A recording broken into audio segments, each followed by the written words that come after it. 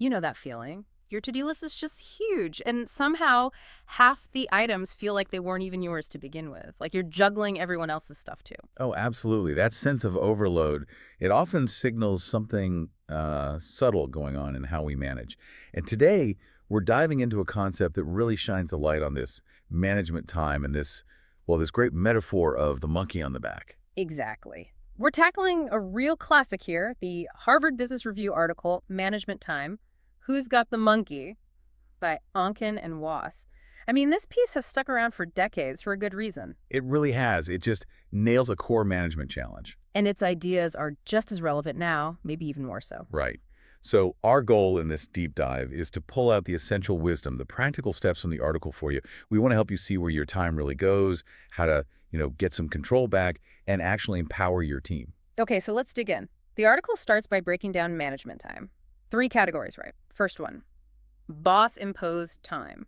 What does that actually mean day to day? Yeah. So boss-imposed time, it's pretty much what it sounds like. It's the tasks, the activities your own manager needs you to do. These are, let's say, the non-negotiables. Right, the stuff you have to do. Exactly. Miss these, and they're usually pretty quick consequences. Think deadlines from your boss, reports they need, specific directives. It's the top-down flow. Got it. Things you jump on pretty quickly. Mm.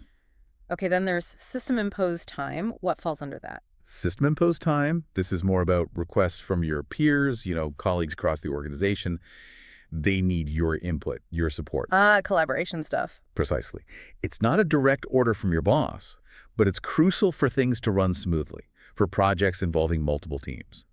Ignoring these, well, it might not have immediate penalties like missing a boss's deadline, but it definitely impacts how things get done overall. Okay, makes sense. So boss stuff, peer stuff, and then the third one is self-imposed time. Now, this sounds like the part we control, but the article splits it again.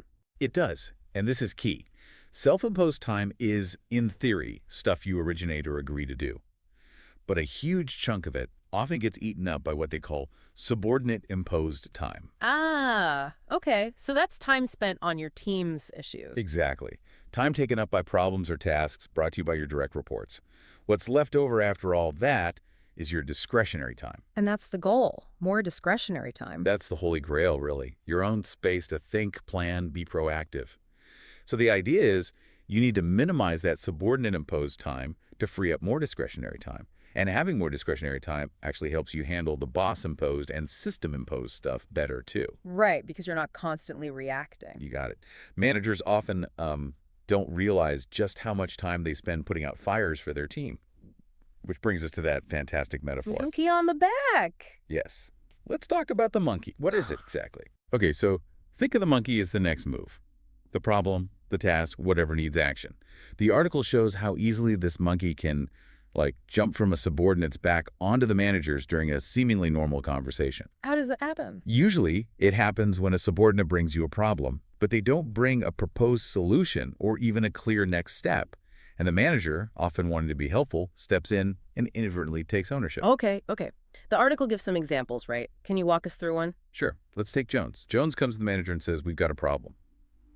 They discuss it, but maybe there's no clear path forward defined for Jones.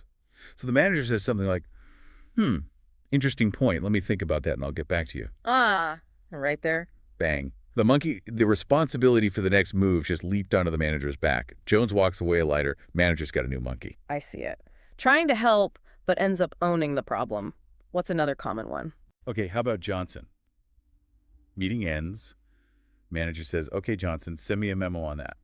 Now, initially, the monkey's on Johnson, right? He has to write the memo. Yeah, clear task for Johnson. But what happens once Johnson sends it and the manager reads it? The manager then has to decide what to do about the memo. Exactly.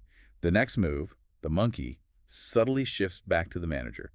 Now they hold the action item. Wow. Okay. That's sneaky.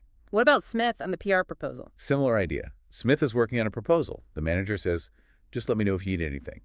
Smith needs the manager's review or approval eventually. So Smith finishes it, but maybe waits because they know the manager's busy. Who's got the monkey now? Technically Smith, but mentally. The manager knows it's coming. Smith is waiting. The next real action depends on the manager's availability. It becomes this pending task hanging over the manager. And the last one, Reed's new venture. Right. Reed is starting something new. The manager says, okay, great, I'll draft an initial set of objectives for us to discuss. So the manager takes the first step. The very first concrete action. Reed can't really move forward until the manager produces that draft. So the manager is holding the monkey right from the start on that specific piece. It's actually quite easy to see how managers end up collecting these monkeys without even meaning to. And the article points out a big consequence of accepting them, doesn't it? A huge one. When the manager takes the monkey, they essentially become subordinate to their subordinate for that specific task. They've taken responsibility and promised a progress report, implicitly or explicitly. So the subordinate ends up checking in. Yeah. How's that memo coming along? Or any thoughts on my problem yet? They end up supervising the manager on that item. That's a complete flip of the dynamic. So if you're not careful, you could end up with dozens of these. Oh, easily. The article throws out a number like maybe 60 monkeys a week. Imagine trying to juggle all that. Your time just gets fragmented. You're constantly switching gears, trying to keep track of all these different issues. Which must make it hard to focus on your own important work. Absolutely. You become reactive. You can't make timely decisions on your strategic stuff because you're buried under monkeys. And how does that look from the team's perspective? Are they happy the manager is so involved? Ironically, no. They often get frustrated. They see the manager as the bottleneck. Why haven't they approved my proposal yet? Why haven't they gotten back to me on that issue? They don't see the managers drowning into everyone's monkeys, including their own. So the manager's effort to be helpful actually slows things down for everyone. It's a vicious cycle. It really is. Because focusing on all these subordinate issues means the manager's own boss-imposed and system-imposed tasks suffer. They fall behind on their critical work because they're dealing with their team's monkeys. It sounds completely exhausting. And that idea of catching up on the weekend? The article wasn't too keen on that, was it? Not at all. It suggests that even if you spend your weekend clearing out monkeys, it can backfire. Your team sees you're getting things done. Maybe they think, great, they have more bandwidth.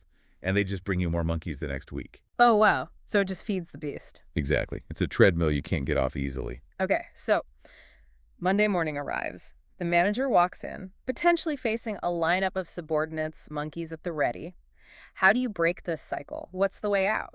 The core idea is a fundamental shift in mindset and approach.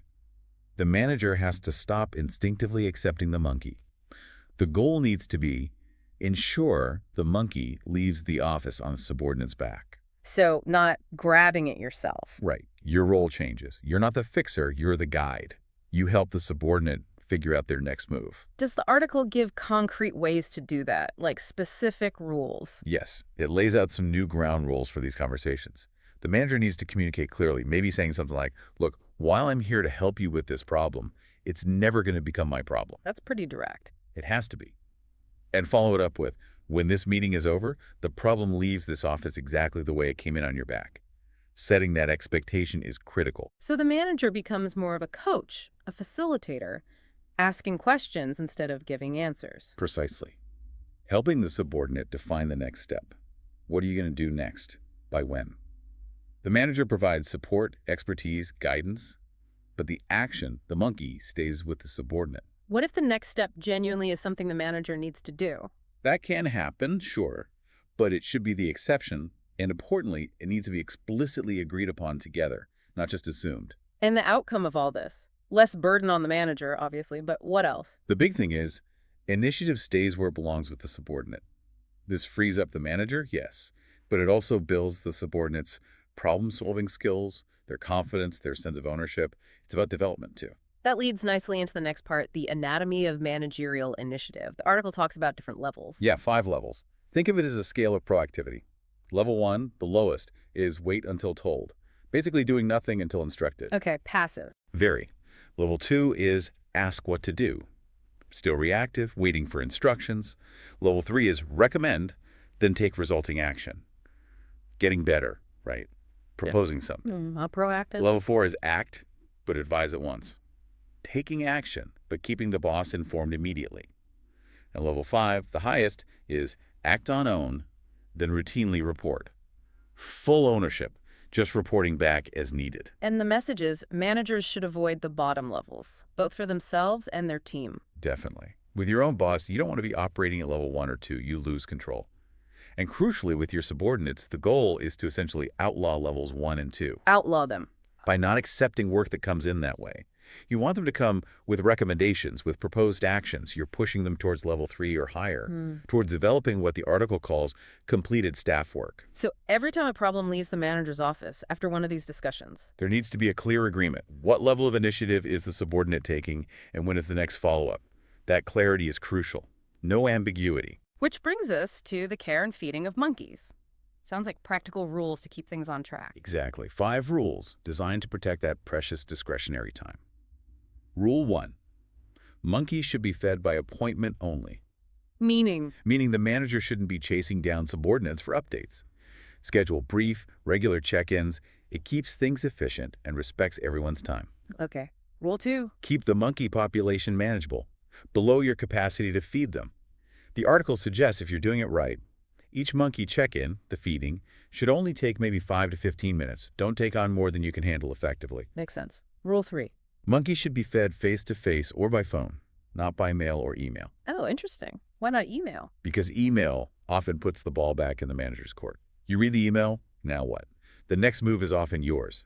Direct conversation keeps the next step clearer, and usually with the subordinate.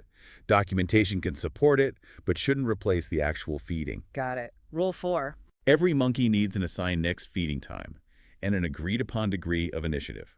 Be specific. Okay, Jones, you're going to investigate options A and B level 3 initiative, and we'll touch base briefly on Wednesday at 10 a.m. to see what you found. Keeps it concrete. And rule 5. I think you mentioned the source doesn't explicitly number a fifth, but there's an overall point. That's right. While there isn't a distinct Rule 5 listed in the core text we're focusing on, the underlying principle tying it all together is stick to these rules.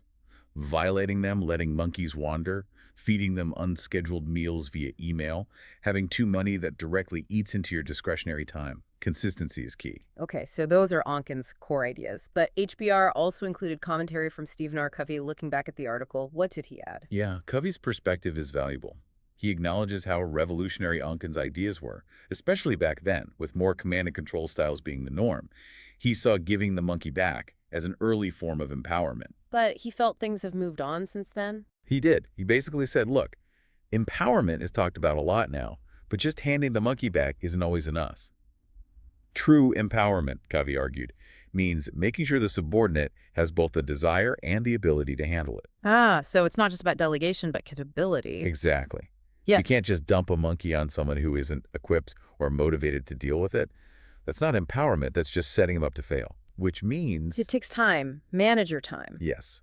It often requires an upfront investment from the manager in coaching, teaching, developing that person, which ironically feels like it takes more time initially than just fixing the problem yourself. But it's an investment in long-term capability. That's a really important point. What else did Covey emphasize? He talked about the need for organizational support. Does the company culture, the reward systems, actually encourage managers to delegate and develop their people? Or does it implicitly reward managers who hoard control? Good question. And he stressed the importance of trust. Real delegation, real empowerment needs a strong relationship, a partnership between manager and subordinate. He felt Onken's original approach could sound a bit, maybe, dictatorial. Covey emphasized the need for collaboration and trust. Did he touch on why some managers find it hard to let go of the monkeys? Yes. He brought in some psychology. He talked about a scarcity mentality. Some managers feel like if their team members become too capable or get too much credit, it somehow diminishes them. They fear losing control or looking less indispensable. As opposed to? An abundance mentality, where a manager feels secure and actually gets satisfaction from seeing their people grow and succeed. That shift in mindset is fundamental to being willing to let go of the monkeys properly. And Covey connected this back to his own time management ideas too, right? Urgency versus importance. Absolutely. He pointed out that managers often spend way too much time on other people's monkeys' tasks that feel urgent because someone is waiting, but aren't necessarily important for the manager's core strategic goals. So they neglect their own big stuff. Exactly. They neglect their own gorillas, as he might put it, the truly important high-impact activities because they're constantly feeding everyone else's monkeys. But he ultimately reaffirmed just how powerful and relevant Onken's central message still is for effective delegation.